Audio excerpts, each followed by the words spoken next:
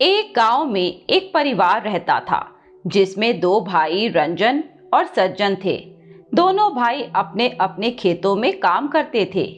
सज्जन व उसकी पत्नी कविता बहुत सीधे थे।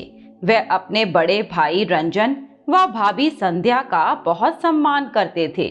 लेकिन संध्या बहुत तेज थी। धीरे धीरे उसने हेरा फेरी करके मकान पर कब्जा कर लिया और अपने देवर देवरानी को घर छोड़ने को मजबूर कर दिया। दोनों खेत के पास बने छोटे से पुराने मकान में रहने चले गए। सज्जन व उसकी पत्नी माँ वैष्णो देवी की पूजा करते थे। कुछ दिन बाद सज्जन की तबीयत अचानक खराब हो गई। तेज बुखार काफी दिनों तक चलता रहा, जिस कारण वह खेत पर काम करने नहीं जा पा रहा था। घर में काफी तंगी रहने लगी। एक दिन कविता ने अपनी जेठानी संध्या से बात की। तब उसने कहा, तुम मेरे घर का सारा काम किया करो, बदले में अनाज व कुछ पैसे तुम्हें दे दूंगी। कविता वहां काम करने जाने लगी। इसी बीच गांव के वैद्य जी ने बताया कि सज्जन को तपेदिक की बीमारी हो गई है, जिसका इलाज लंबा चलेगा। कविता को काफी चिंता होने लगी। उसने ये बात अपनी जेठानी को बताई और कुछ पैसे मांगे, पर उसने कोई मदद नहीं की। कविता जैसे तैसे अपने पति का इलाज कराने लगी। इसी बीच नवरात्रि का पर्व आया। कविता ने भी अपने घर में माता की चौकी रखी। वह शुरू से ही पूरे 9 दिन के व्रत करती आ रही थी। इस बार भी उसने नवरात्रि के व्रत रखे। सारा दिन वह जेठानी के घर काम करती और शाम को एक लौंग का जोड़ा व पानी पीकर अपने व्रत को पूरा करती। इसी तरह 5 दिन बीत गए। उसे बहुत कमजोरी होती जा रही थी। एक दिन उसकी जेठानी ने माता का कीर्तन रखा। दोपहर को गांव के सभी औरतें उसके घर पर आई। कविता ने खुशी खुशी सारा इंतजाम किया। कीर्तन शुरू हो गया। कविता का आज छठे नवरात्रे का व्रत था। वह काफी कमजोर थी। इसी कारण वह कीर्तन के बीच में ही बेहोश हो गई। सब बहुत घबरा गए। कुछ समय बाद वह होश में आ गई। तभी उसकी जेठानी ने कहा, कविता, तुम बीमार हो। तुम्हें भी अपने पति की बीमारी लग गई है और अब यह तुम सब में फैला दोगी। इसीलिए कल से मेरे घर नहीं आना। कविता ने कहा, मुझे व्रत के कारण बेहोशी आ गई, पर किसी ने उसकी बात नहीं मानी और उसे घर से निकाल दिया। अब पूरे गांव ने सज्जन और कविता का बहिष्कार कर दिया। कविता अपने घर बैठी रो रही थी। 3 दिन बाद नवमी के दिन कविता ने माता का पूजन किया। उसके बाद वह कन्या पूजन के लिए गांव में चली गई, पर किसी ने भी अपनी कन्या को उसके यहाँ नहीं भेजा। आधा दिन बीत गया। कविता माता की चौकी के सामने बैठकर बहुत रोने लगी। वह बोली, हे माँ वैष्णो, क्या इस बार मेरा व्रत अधूरा रह जाएगा? एक तो वैसे भी घर में कुछ नहीं है। आपका भोग भी सूखी रोटी से लगा रही हूँ और अब कन्या भी नहीं आएगी तो मेरा व्रत पूरा कैसे होगा? मेरा व्रत पूरा कराओ माँ, नहीं तो मैं आपके सामने भूखी प्यासी अपने प्राण त्याग दूंगी। कविता की पुकार सुनकर माँ वैष्णो देवी बालिका रूप धरकर उसके आंगन में प्रकट हुई। साथ ही उन्होंने 9 देवियों का आह्वान किया। उनके आह्वान पर नैना देवी, माँ चामुंडा, माँ चिंतपूर्णी, माँ मनसा, माँ ज्वाला, माँ ब्रजेश्वरी, माँ कालिका और माँ शाकुंभरी 9 देवियां कन्या रूप में प्रकट हुई। उन्होंने कविता को आवाज दी और कहा, हम पास के गांव से आई हैं, हमें भोजन कराओ। कविता की खुशी का ठिकाना नहीं रहा। उसने कन्याओं का पूजन किया और उनके सामने पत्तल में सूखी रोटी और सब्जी रखी और कहा, हे माँ रूपी कन्याओं, आज मेरे पास यही भोजन है आपके भोग के लिए, मुझे क्षमा कीजिए। नौ कन्याओं ने जैसे ही हाथ आगे बढ़ाया, वह पत्तल सोने की थाली में बदल गई। सूखी रोटी सब्जी 56 प्रकार के भोजन में बदल गई। कविता रोने लगी। वह समझ गई माँ वैष्णो ने उसकी लाज रख ली।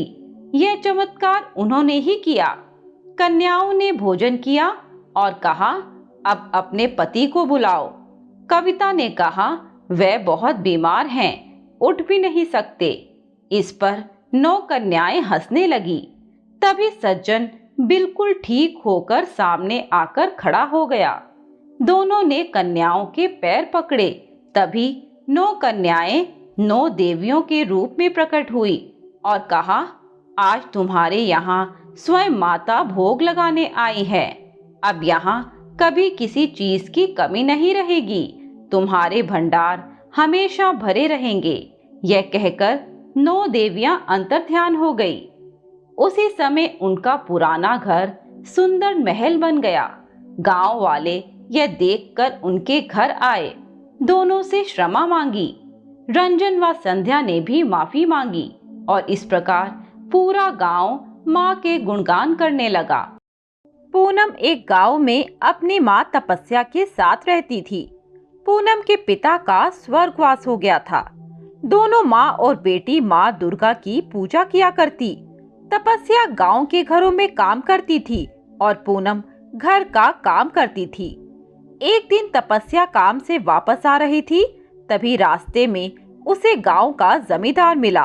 उसने तपस्या से कहा, तेरी बेटी शादी के लायक हो गई है। मैं अपने बेटे की शादी उससे करना चाहता हूँ। तू बता कब शादी करनी है।